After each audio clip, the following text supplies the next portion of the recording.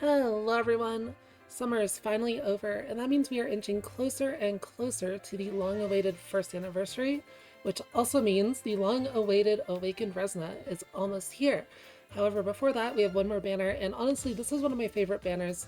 Two gorgeous units who are both very strong and a very good memoria, and ayesha is one of my favorite units in the game. But yeah, let's just get right into it. They're both really strong and absolutely fantastic banner. This is where we'll be spending a lot of gems. So let's go through them real quick. So first up we have the memoria. The memoria is a fire supporter focused memoria. So Sophie is a fire supporter. It also works on Heidi, and it gives up to 60% buff effects for fire supporters. So very, very, very strong memoria on Heidi specifically. However, you don't necessarily need it, but basically it's a tournament memoria is what I'm trying to say. If you don't care about min-maxing like an Awakened Resna tournament team, this memoria is not super important, but you know, like the last one is from Summer, right? But it is still very, very strong. 60% on buff effects is a lot, especially for Heidi. However, for most people, you can usually get away, and some strats might even require it over this, is you can usually get away with like an 11% speed memoria on Heidi. It just depends on the tournament. That does change in the future, but for now, it's still, you know, if you want them in max tournament, this is still basically required, but if you're not gunning for like top 10, you know, obviously you don't really need to bother, but it's still very, very, very strong. So very good memoria here. It's also good on Sophie as well, just not quite as good. And in general, the Halloween memoria, which gives buff effect to anyone, is going to be a better memoria for most accounts, especially if you're considering what to spend memory crystals on between that one and this one. So, you know, think about that. The fact that this one is only for fire characters, yeah, it's a little rough, so it's a bit narrow, right? But yeah, let's go into the characters now. We can look at Ayesha first. So Ayesha is our first ice defender. We now have every attribute and role combo filled out. Took almost a year to get our first ice defender. But yeah, she is really, really, really strong. Just as a pure tank, she is the best defender in the game. As a pure tank, period. And the reason for that is because of her flexible parry skill, which reduces damage received by 50% when her HP is full. So this is an absolutely massive buff. Like, this is crazy. This is a ton of damage reduction. It does require her HP to be full, but there are ways to get around that, right? There's a lot of on-hit healing in the game, so when you're hit, heal to full. That'll be after the hit. Sorry, not full, but heal a few percent. So if you scale all of that healing, you can get her to full after, you know, any singular hit. You can get her to heal like thousands of HP whenever she's hit. So she will reduce all the incoming damage, then heal to full, and it's just, she'll always be at full HP. It's really, really, really strong. This also scales very well with the Halloween memoria that gives buff effect. So if you have that memoria that gives up to 45% buff effect, that makes it even stronger. You'll be able to scale this to about 75% damage reduction. Personally, I've only used her with that memoria, and she's really, really good with it. I don't know how good she is without it, but she is still quite capable. She's probably just not quite as invincible as she is with it. But she's still quite good as long as you scale her healing and stuff. That's the most important thing. Because she does need to be able to heal to full after getting hit to be able to tank really, really well. And her other passive is a standard, you know, taunt, but also when hit by an attack, she gets more stacking damage reduction. This isn't as important, but it's very nice if your fight goes on a little bit longer. As for her skills, she has the standard Defender Skill 1, where she recovers HP when attacking, but she also gives cover, which means she intercepts attacks to other allies and counters. So she does have counter protection on her skill 1 as well, which is really nice, and she removes her own debuffs. It's just a crazy skill 1, and skill 1 is probably what you will be using on her most of the time, so that's good. She has a good one. And the reason you're probably going to be using skill 1 on her a lot is because she does need that healing. If she ends up below full HP, it's really important. But the other thing is her skill 2 is actually kind of trolling in a lot of situations.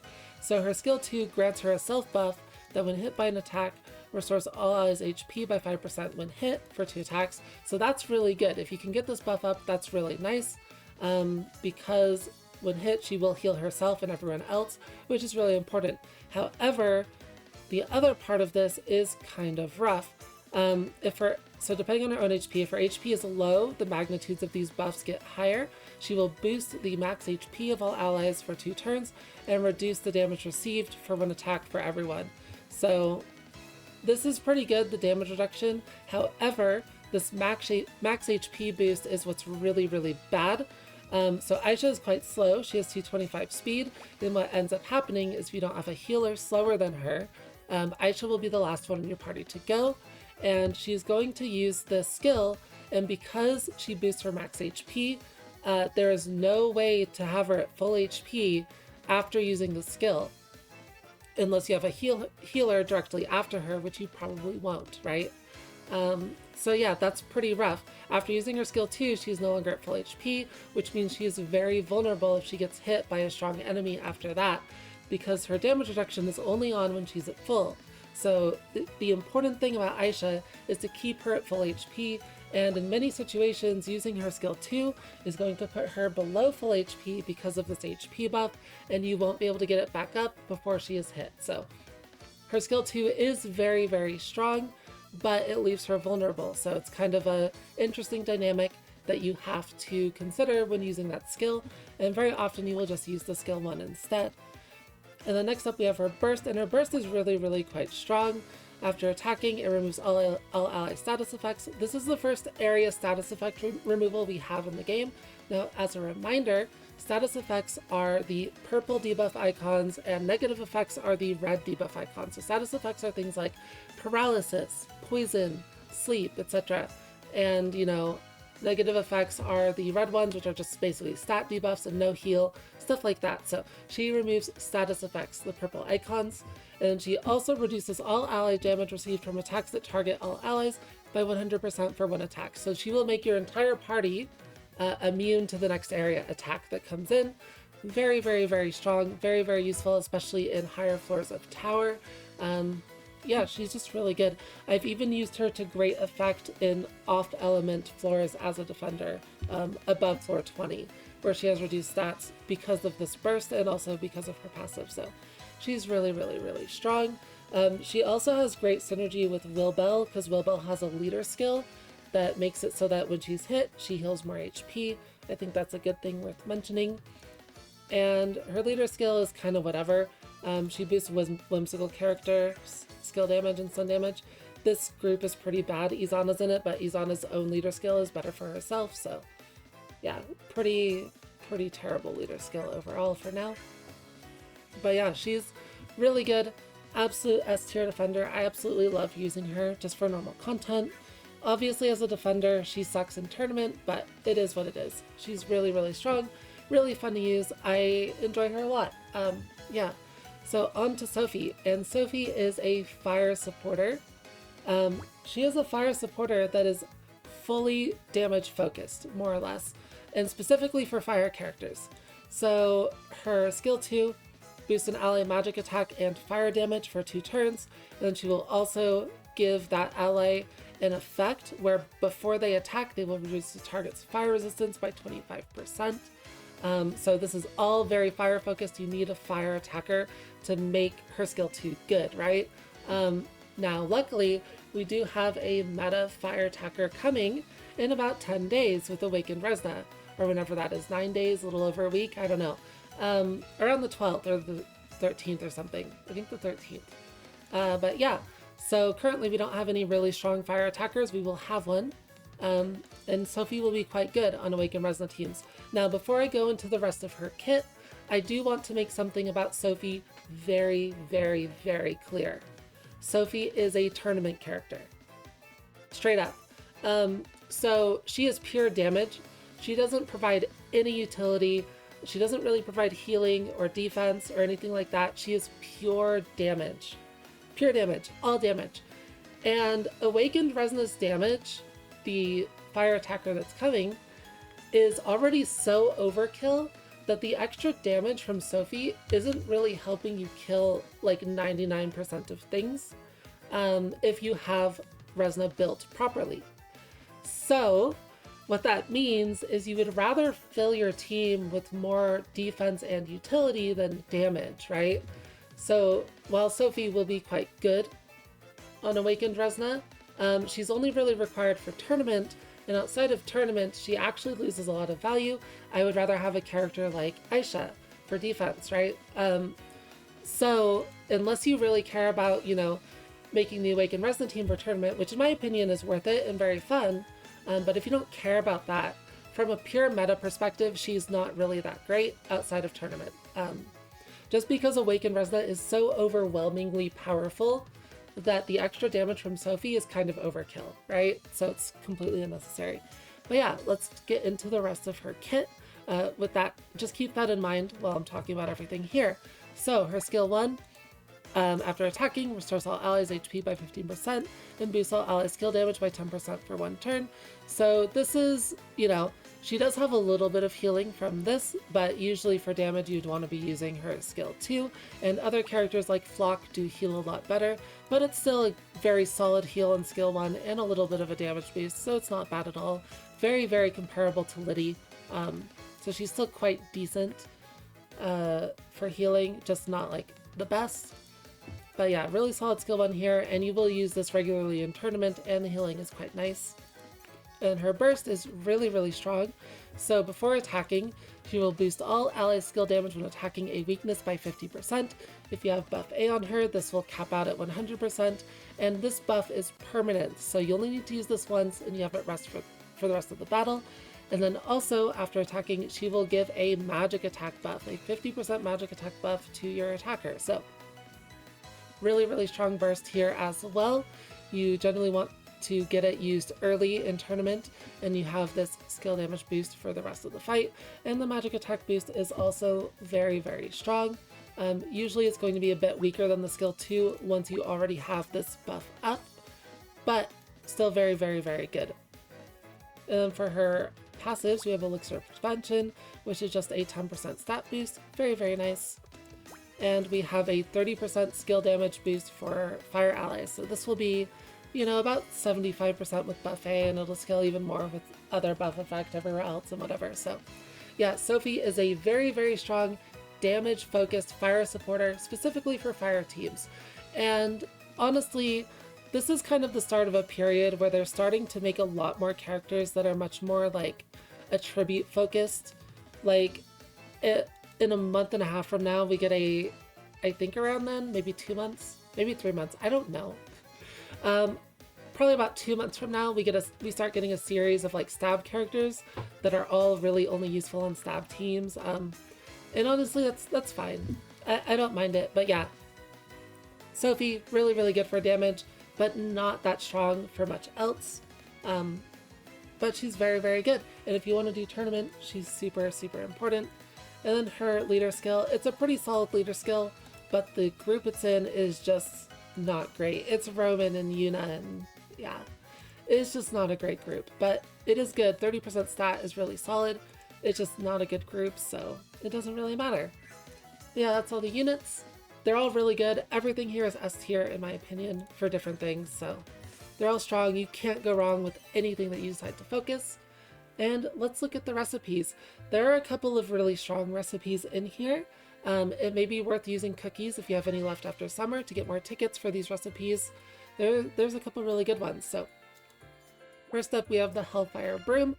Well equipped to a character with fire affinity, boosts all allies skill damage by 2%, and for a supporter, a further 2%. So this is 4% ally skill damage on Sophie. I don't consider this item good. This item is quite bad because Angel Staff exists, and Angel Staff is usually just going to be better. So this item isn't particularly good. But then we have the Valkyrie Mail, and this one is strong. While equipped to a character with fire affinity, boost potency of buff effects given by 12%. And this item is very good for Sophie and Heidi and any fire character that buffs anything. So This is a really strong one, and especially for tournament, you will need a lot of variants of this for like min-maxing and optimization. You might need like magic stun and buffet. You might need like burst skill power. You might need skill power buffet. There's like, you might need, you know, buffet, physical defense. There's a lot of things that are very useful for this, because Sophie is actually used for her stun or her damage like very often. Her burst does do a lot of damage and stun, so there are a lot of situations where you use her to kill ads, and in tournament that's very, yeah, you'll just need a lot of different versions of the Valkyrie mail, so it's good to have a lot of materials for it, specifically if you care about tournament, so really good item there. Then we have the Flying Flame Bracelet. This is going to be one of the, if you need 10 speed, this is going to be one of the better accessories for Sophie. While equipped to a supporter, after using a skill, boosts all allies' fire damage by 5% for one turn. So if you need 10 speed, this is one of the better accessories until about a month from now. We do get a better one for tournament, and outside of tournament, I think the ring from Heidi, the happiness ring I think it was, is better. That one gives magic attack. It's just 8 speed instead of 10. So usually that ring will be better in general, but if you do need the 10 speed, this is going to be the best accessory. So it's very decent. It's just not like amazing. The happiness ring is better if you can get away with 8 speed, so in most situations. Then we have the Guardian Rod. These are the Ayesha items now. While equipped to a defender with ice affinity after using a skill, boosts own magic defense by 6% for 2 attacks. I don't like this item. I think for Ayesha, you really want like better healing or buff effect specifically. Usually I use the Stylish Broom on Ayesha to have the buff effect to scale her passive. I don't really like this very much. It requires her to attack first and she's quite slow, and then it's only magic defense and not physical defense. So yeah, I usually use the Stylish Broom on Ayesha over anything else. There's some other options, but that's the one that I like the most. And then we have the Crystal Ice Armor. Like I mentioned before, Ayesha really wants a lot of healing when hit, so her best in slot is going to be the Herbal Shirt, not this that just reduces damage even more. She has enough damage reduction, and because different sources of damage reduction are multiplicative with each other, all this extra damage reduction just like, it's not as strong as getting a separate source of defense like that healing. So Herbal Shirt's going to be better for her, and basically this sucks. But we have the last item, which is definitely not the worst item. It's the Resonance Bell, and this thing is crazy. So it's like the Herbal Shirt, except it's for ice characters, and it's 5% HP instead of 3%. So you absolutely want to be using this on Ayesha. It's really, really good. It's that healing that I was talking about. This item is super important on Ayesha. It does have no speed, which really hurts. That doesn't matter. You need this healing. It's really, really, really strong. And the kind of traits you really want to put on this stuff for Ayesha specifically is like, you know, any sort of recovery. So recovery D, single recovery. Usually all recovery is a bit worse, like area recovery, because you really want the heals on herself to be boosted. There's also some other good traits that are very strong on her, like the full HP resistance traits. There's physical and magical. They're 15% damage reduction when at full HP for that type. Those are actually very, very competitive traits, but in general I would just go for full healing setup on her. It can just be kind of hard to have the right characters for that, like Rose Liddy, but you know, if you have like Academy Mimi or Rose Fierce, characters like that, they do have those full HP defense traits, which are good as well.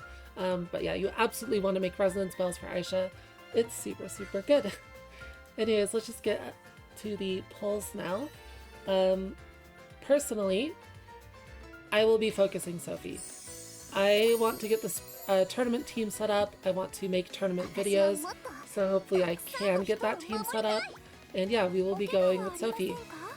So let's hope for some good luck. And because everything on this banner is good, I will be spending gems here. I think it's worth it. All 3 things are good, so even if I get anything, you know, off focus, like I'm not that upset by it, right? Any focus here is useful. The Memoria, Ayesha, Sophie, they're all really, really strong. I would love all of them. This poll looks like a lot of nothing. I will do a couple pulls with gems, but we do have our tickets in 4 days, so we'll also be waiting a bit for those. And yeah, this is definitely nothing, so let's just go ahead and skip through that. Full 1 stars. Very nice. Just, you know, building up the luck for this pull right here. This one's gonna be good. Okay, we got a wink. There's a chance. They don't mean anything. That's fine. Alright, there's no chance. Oh, it's so dead.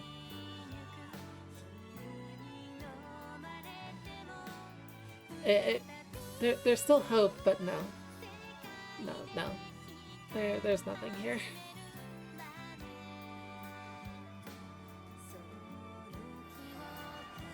Alright. Oh, that's actually really good. A random memoria. So for an off-rate SSR memoria, there's no tell in the animations. Absolutely none. And this one's really good because this is the meta memoria for Saskia. That's actually really nice. That is not bad at all. Definitely happy with that. Alright. Let's go for another one. Oh, double wink. Is it gonna be nothing again? I guess we'll see. It's kind of funny. My off-rate memoria luck has been pretty good on global. I got oh, maybe. This is a guaranteed 3-star, but is it gonna upgrade? It doesn't look like it's upgrading to gold. That's unfortunate. But yeah, my random memoria luck has been good. I got Future Worth Fighting For as well, the supporter crit memoria. So that's pretty nice. Yuna, huh? Interesting. This is the first time I'm pulling Yuna on either account. I have not gotten a Yuna before. Unfortunately, she is basically, like, completely worthless, but that's fine. It's cool to have her. I like getting new characters. Alright, there's Yuna. Anything else? Probably not. Oh. Wow. Random Logi. It's like base Logi. I don't remember if I have a 5-star or not. But yeah, neat. Get some pieces at least. Alright, we'll do one more after this. I'm getting dangerously low on gems, but we do have a lot of gems coming for 1st anniversary, so not that big of a deal. And when it comes down to it, I should end up with enough to spark one character. I just need to get Sophie or Awakened Resna. I don't remember how many medals I'm at, but we do have a lot of gems coming, so. And I have like 50 more medals than gems. And this looks like another nothing. Yeah, another nothing. Alright, last one for now. Please, please. Uh-oh. It is looking quite dead again.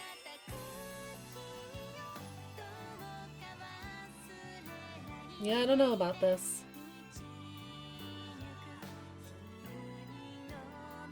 I think we're getting nothing.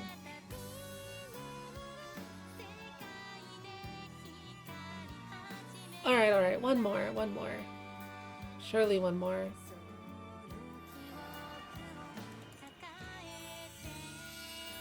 Another memoria. This is the one from the Mari banner. I keep getting this one a lot on JP. It's pretty bad, unfortunately. Alright, last one for real. Come on. I believe. One wink. I don't know about this. Oh, okay, we do have a character at least. Oh, did we get the upgrade? No, not yet. One? Nah, it doesn't look like it's gonna upgrade. Just silver.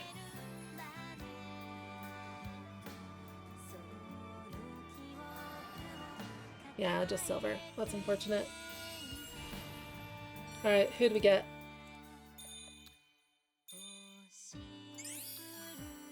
Who's it gonna be? Oh, they're right at the end. Is that Totri? I already have her. Rip. Alright. Well, that's enough of the pulls for now. Yeah, we have 81 medals. It's not too bad. I should have enough for either Sophie or Resna. The problem is if I end up not getting either of them, that would be kind of a big problem. I won't have enough medals for both, but I did already spark Saskia. That's why I'm low on medals. And yeah, that'll be it for this one. I hope you're all looking forward to the next update. It's gonna have good story, good characters, and yeah, it's very exciting. Lots of gems as well, lots of rewards. And I will see you all when that happens. Have a good one. Bye-bye.